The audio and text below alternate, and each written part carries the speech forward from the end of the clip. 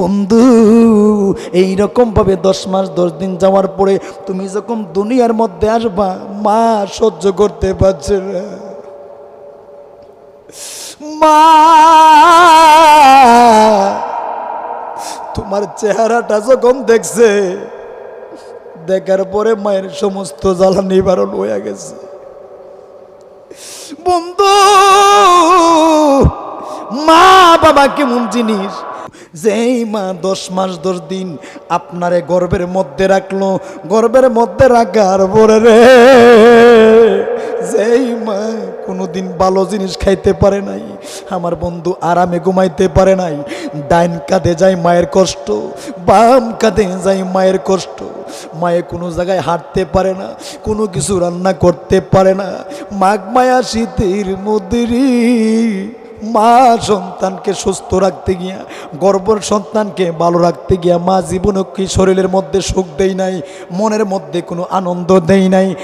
আয় মা কত কষ্ট করে সন্তানকে লালন পালন করেছে। যুবকরে তুমি যদি বুঝতা, তুমি যদি দেখতা মার কষ্টটা, মা যখন সন্তানকে যখন দুনিয়ার মধ্যে ভূমিষ্ঠ করলো, যখন আমরা দুনিয়ার মধ্যে যখন মায়ের লজ্জাস্থান দিয়ে, মায়ের লজ্জাস্থান দিয়ে গোপন অঙ্গ দিয়ে যখন আমরা কি করি, আমরা যখন দুনিয়ার মধ্যে যখন আমরা ভূমিষ্ঠ হই, আমার বন্ধু গো, মা একটা চিৎকার মারা কই, আল্লাহ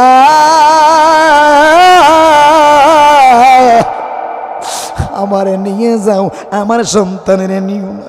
মার কলিজাটার মধ্যে একটা লাথি দিয়ে আমরা পৃথিবীর মধ্যে আসি, ওই কলিজার মধ্যে লাথি দেওয়ার সাথে সাথে মা বেহুশ হয়ে জমিনের মধ্যে পড়া যায়। বন্ধুরে ওই লাথিটা যদি, বন্ধু বৈজ্ঞানিকরা বলছে, যদি ওই লাথিটা দুনিয়ার কোনো মানুষ যদি, বন্ধু কোনো পুরুষ যদি দেখতো, যদি কোনো মানুষ অনুভব করতো, ওই মানুষটা কখনো সহ্য করতে পারতো না। মা কেমন জিনিস রে,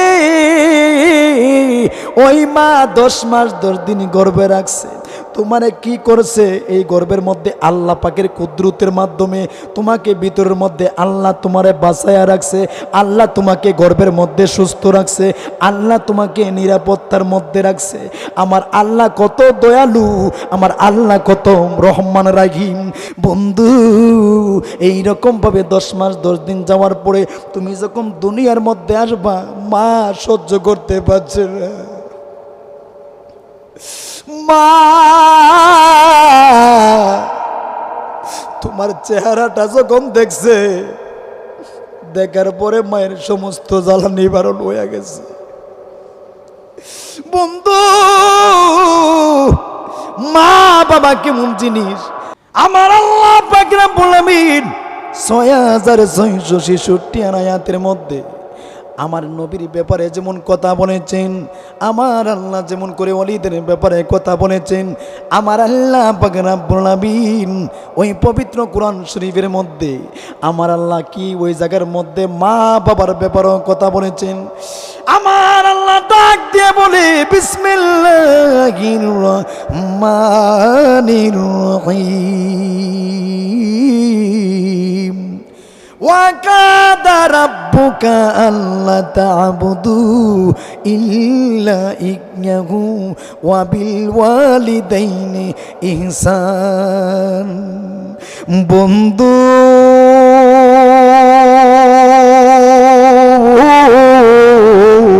বাজানো, ও আমার যুবক ভাইরাম, আজকে যারা হাজার হাজার মানুষ এই মাহফিলের মধ্যে আসছেন, আমার বন্ধু গো, আপনি যত রকমের ইবাদত বন্দেগী করেন না কেন, যত রকমের তাহাজ্জুদ পড়েন না কেন, 5 ওয়াক্ত নামাজ পড়েন না কেন, লক্ষ লক্ষ টাকা খরচ করে আপনি মক্কা মদিনা গেলেন হজ করার জন্য, যদি বন্ধু গো আপনার মা বাবাকে যদি আপনি সেবা না করেন, মা বাবার মনকে যদি আপনি জয় করতে না পারেন, মা বাবাকে যদি আপনি সুখ দিতে না পারেন, মা বাবার যদি আপনি পায়রবি না করতে পারেন, আপনার সব কিছু বিফলে চলে যাবে। এই জন্য বন্ধু গো, আমার আল্লাহ পবিত্র কোরআন শরীফের মধ্যে বলেন, ওয়াকাদা রাব্বুকা আল্লা তা'বুদু ইল্লা ইয়্যাহু ওয়া বিল ওয়ালিদাইনি ইহসান। আমার আল্লাহ ডাক দিয়া কই কেবলমাত্র আমার ইবাদত বা দাসত্ব করো, এরই পাশাপাশি তোমরা পিতা মাতার খেদমত করো। পিতা মাতার খেদমত করতে হবে। আমি মাওলানা মমিনুল হক আতিবরিজি সাহেবের কথা নয়, মাওলানা এনজাম হুসাইনের কথা নয়, আমার বন্ধু গো, আমার ভাই কি বন্ধু, এখানে কোনো মানুষের কথা নয়। আমার বন্ধু মা বাবার খেদমত করতে হবে। স্বয়ং আমার আল্লাহ পাক রব্বুল আমিন ইশারা দিয়েছে। আমার বন্ধু বোঝা গেল মা বাবাকে আমার আল্লাহ এত স্পেশাল পাওয়ার দিয়েছে। মা বাবার দোয়া ছাড়া কখনো একটা সন্তান কোনো দিকে আগাইতে পারে না। মা বাবার দোয়া ছাড়া কখনো একটা সন্তান কোনো দিন সাকসেস হতে পারে না। বন্ধুরে আমার, ও আমার যুবক ভাইরা, ও আমার বৃদ্ধ বাবারা রে, এ মা বোনেরা গো, যেই মা বাবার ব্যাপারে আমার কামলেওয়ালা নবী ডাক দেখুই, ও পৃথিবীর আমার উম্মতেরা, আমার বন্ধু আমার কামলেওয়ালা নবী ডাক দেখুই, যদি তোমরা সঠিকভাবে যদি মার সেবা করতে পারো, সঠিকভাবে যদি বাবার সেবা করতে পারো, আমার নবীর সাহাবীরা ডাক দিয়া কই, ইয়া রাসূলুল্লাহ আমরা কার সেবা করব? আমার নবী ডাক দিয়া কই মার সেবা করবা। আবার আমার নবী ডাক দিয়া কই কার সেবা করবা? এবার আমার নবী বলেন মার করবা। তৃতীয়বার বলতেছে কার সেবা করব? বলতেছে মার। চতুর্থবারের মাথায় গো আমার এই কামলেওয়ালা নবীর সাহাবীরা ডাক দিয়া কই, ইয়া রাসূলুল্লাহ আবার আমরা কার সেবা করব? আমার নবী ডাক দিয়া কই তারপরে তোমার বাবার সেবা করবা। সুবহানাল্লাহ বলেন। আমার বন্ধু তিনবার মার কথা বলেছি।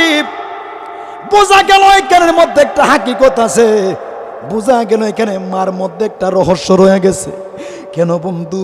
যেই মা 10 মাস 10 দিন আপনারে গর্ভের মধ্যে রাখলো, গর্ভের মধ্যে রাখার পরে রে, যেই মা কোনোদিন ভালো জিনিস খাইতে পারে নাই, আমার বন্ধু আরামে ঘুমাইতে পারে নাই, ডাইন কাঁধে যায় মায়ের কষ্ট, বাম কাঁধে যায় মায়ের কষ্ট, মায়ে কোনো জায়গায় হাঁটতে পারে না, কোনো কিছু রান্না করতে পারে না, মাঘ মায়া শীতের মধ্যে মা সন্তানকে সুস্থ রাখতে গিয়া, গর্ভের সন্তানকে ভালো রাখতে গিয়া মা জীবনে কি শরীরের মধ্যে সুখ দেই নাই, মনের মধ্যে কোনো আনন্দ দেই নাই।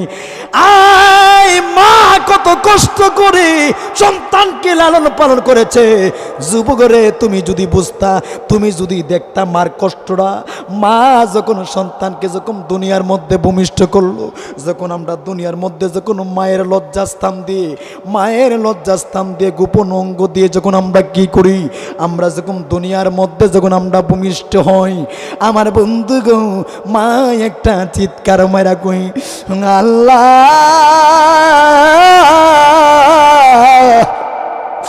আমারে নিয়ে যাও, আমার সন্তানের নিও না। মার কলিজাটার মধ্যে একটা লাথি দিয়ে আমরা পৃথিবীর মধ্যে আসি। ওই কলিজার মধ্যে লাথি দেওয়ার সাথে সাথে মা বেহুশ হয়ে জমিনের মধ্যে পড়ে যায়।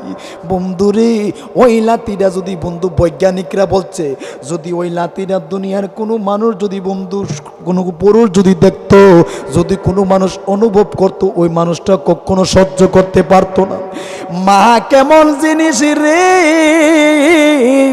ওই মা 10 মাস 10 দিন গর্ভে রাখছে, তোমারে কি করছে? এই গর্ভের মধ্যে আল্লাহ পাকের কুদরতের মাধ্যমে তোমাকে ভিতরের মধ্যে আল্লাহ তোমারে বাঁচায়া রাখছে, আল্লাহ তোমাকে গর্ভের মধ্যে সুস্থ রাখছে, আল্লাহ তোমাকে নিরাপত্তার মধ্যে রাখছে। আমার আল্লাহ কত দয়ালু, আমার আল্লাহ কত রহমান রাহিম। বন্ধু এইরকম ভাবে 10 মাস 10 দিন যাওয়ার পরে তুমি যখন দুনিয়ার মধ্যে আসবা, মা সহ্য করতে পারছে না। মা তোমার চেহারাটা যখন দেখছে, দেখার পরে মায়ের সমস্ত জ্বালা নিবারণ হয়ে গেছে। বন্ধু মা বাবা কেমন জিনিস? বাবা তোমারে মাথার গাম পায়ে ফেলাইয়া, তোমারে সারাদিন কাজকর্ম করে সন্তানকে নিয়ে, সন্তান রাত্রে বেলা ঘুমায়া গেছে, ঘুম থেকে সজাগ করায়া ওই সন্তানের মুখের মধ্যে বন্ধু একটা ফল নিছে, আপেল নিছে, কমলা নিছে। ওই কমলা রসটা সন্তান রে ডাক দিয়া ওই সন্তানের মুখের মধ্যে রসটা দিয়েছে। বন্ধু নিজে কখনো খাই নাই, এক জায়গার মধ্যে মিলাদের মধ্যে তাবারক পাইছে, বাবা তাবারকটা খাই নাই। এক জায়গার মধ্যে বন্ধু কি গেছে অনুষ্ঠানের মধ্যে, আমার বন্ধু ওই অনুষ্ঠানের মধ্যে মন মতে খাই নাই। খাওয়ার আগে সন্তানের কথা মনে হয়ে গেছে, খাওয়ার আগে সন্তানের কথা মনে হয়ে গেছে। বাবারে যদি তোমরা মা বাবার সাথে সদা সর্বদাই ভালো ব্যবহার করতে পারো, মা বাবার সাথে যদি সুন্দর আচরণ করতে পারো, আমার কামলে বলা নবী ডাক দিয়া কই, ও পৃথিবীর আমার উম্মতেরা তোমরা শোনো, তোমরা মার সাথে এমন ব্যবহার করো মা যেন ও শব্দ ব্যবহার না করে। আমার বন্ধু মা বাবার তোমার কেমন দেখেন, নবীর দুই সাহাবী রাস্তা দিয়ে হেঁটে যাচ্ছে, যাওয়ার পথে বন্ধু গো মুষলধারে বৃষ্টি আরম্ভ হয়ে গিয়েছে।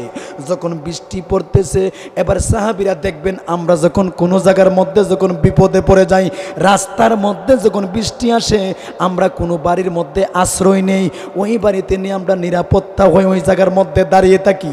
বৃষ্টি যখন শেষ হয়ে যায়, ওই বাড়ি থেকে আমরা কি করি, আবার সামনের দিকে রওনা দেই। আমার বন্ধু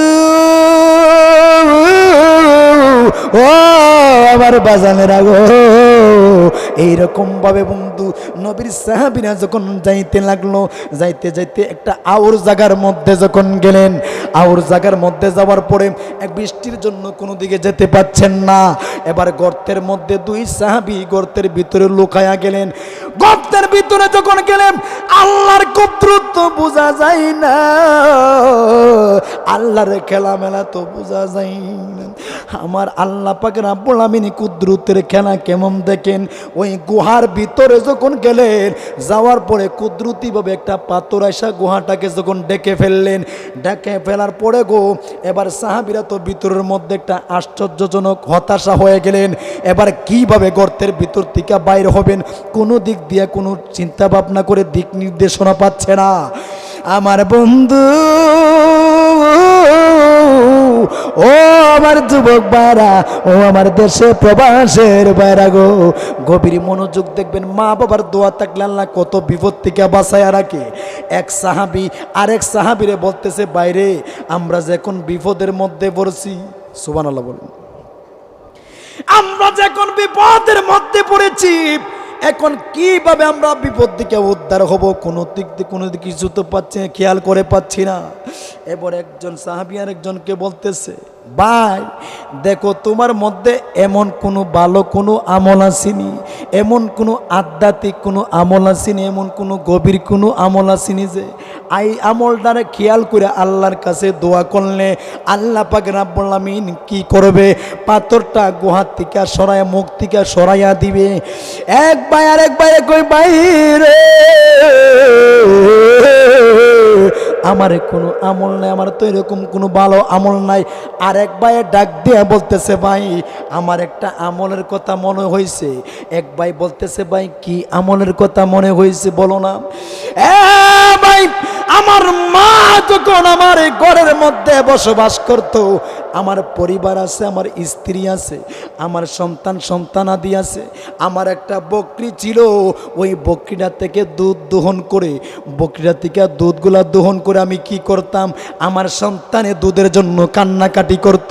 আমি যখন বাজার থেকে বিভিন্ন ফল ফ্রুট আনতাম, আমার সন্তানেরা কান্নাকাটি করত। আমি আমার পরিবার ক দেই নাই, আমি আমার সন্তানদের ক দেই নাই, না দিয়ে আমার মা ঘরের খুনার মধ্যে বিছানার মধ্যে অসুস্থ অবস্থায় শুয়ে রয়েছে। আমি আমার মাকে এই দুধ দহন করে দুধটাকে গরম করে কলা দিয়ে কি করেছি, এরকম ভাবে ওই মাকে নিয়ে দিয়েছি খাওয়ার জন্য। মা এই দুধ কলা খাওয়ার পরে আমার জন্য মা একটা দোয়া করছিল, আমি শুনছিলাম। মা দোয়া করেছে, আল্লাহ আমার সন্তানরে কোনো দিন তুমি বিপদ দিও না, আমার সন্তানরে কোনো দিন অভাব দিও না, আমার সন্তানরে তুমি কঠিন কঠিন বিমার দিও না, আমার সন্তানের উপরে তুমি বালা মুসিবত দিও না। এইটা উসিলা দৌড়া যখন ওই সাহাবী যখন আল্লাহর কাছে যখন দোয়া করলেন, একটা আমার আল্লাহ তো বলেছে ইয়া আইয়ুহাল্লাযিনা আমানু ওয়াবতাগু ইলাইহিল ওয়াসিলা।